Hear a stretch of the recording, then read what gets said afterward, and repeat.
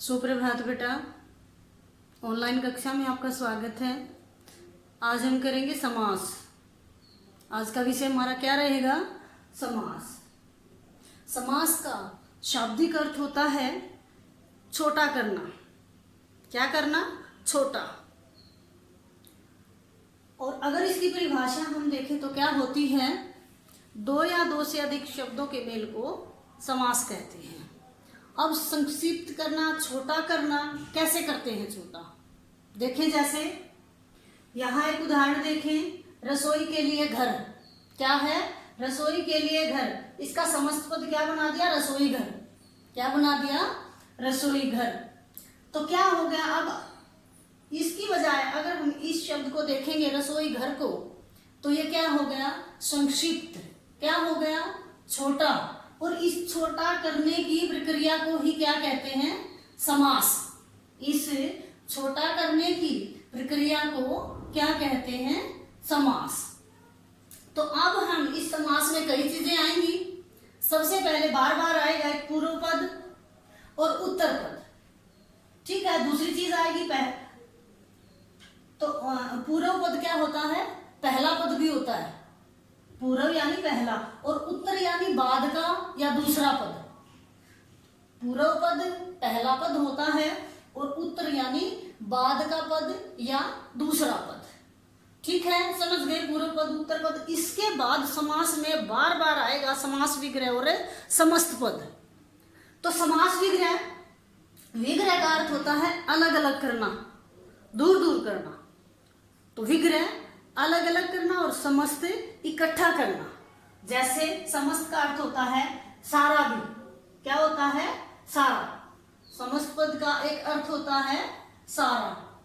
तो अब अगर हम यहां देखेंगे, ये दो चीजें हैं। क्या है? दो चीजें, रसोई घर और रसोई के लिए घर।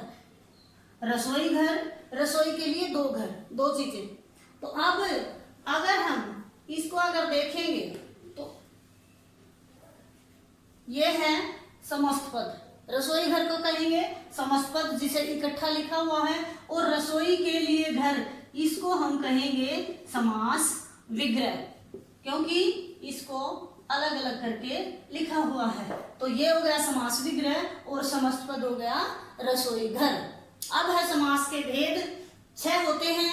नंबर 1 अव्ययी भाव समास, नंबर 2 तत्पुरुष, नंबर 3 कर्मधारय, नंबर 4 द्विगु, नंबर 5 द्वंद्व और नंबर 6 बहुव्रीहि। नंबर 6 बहुव्रीहि समास।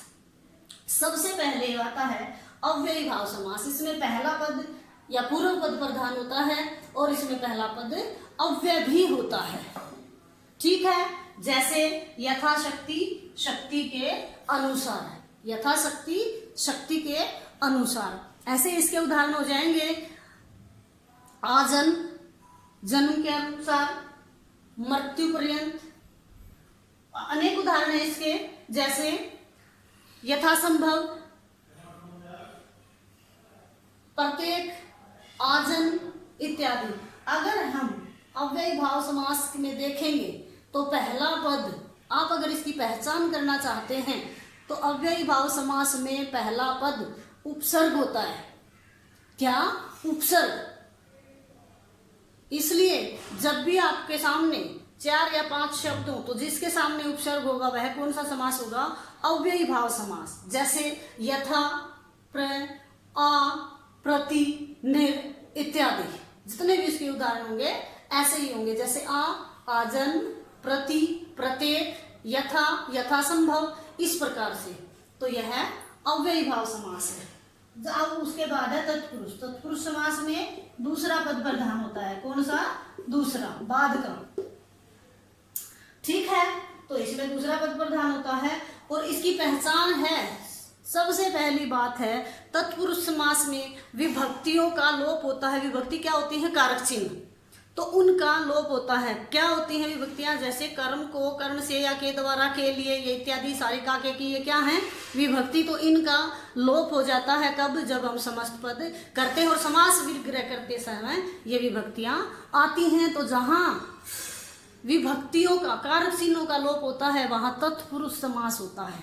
जैसे अब ये जो कारक हैं उसी के अनुसार समास का भेद होता है। जैसे देशगत, देश को गत को कारक चिन्ह आया है ना कर्म कारक का, तो कर्म कारक। भया आकुल, भैसे आकुल, से आया है, से कर्ण तत्पुरुष। राह के लिए, खर्च के लिए आया है तो संप्रदान तत्पुरुष, क्योंकि संप्रदान कारक का ही ये क्या है कारक चिन्ह। ऋण मुक्त है, ऋण से मुक्त हो गया तो से आया है तो अपादान। उसके बाद सेनापति, सेना का पति, का आया है तो का के की किस में आता है संबंध तत्पुरुष में, और अधिकरण में पर यानी घुड़सवार और घोड़े पर सवार। इस प्रकार जो तत्पुरुष समास में जो कारक विभक्तियां हैं उसके अनुसार ही समास का नाम होता है। ये ज़्यादा मुश्किल नहीं है बेटा, तो आप इनको इसी प्रकार करोगे